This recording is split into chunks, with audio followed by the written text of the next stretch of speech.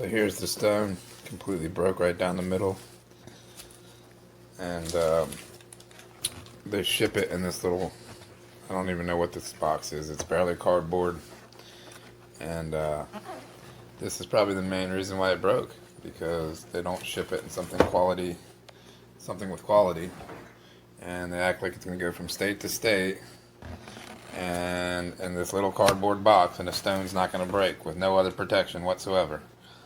But this little cardboard box. I mean, get real. And clean break right down the middle. Yep. I'll not be buying from this people ever again. Thank you.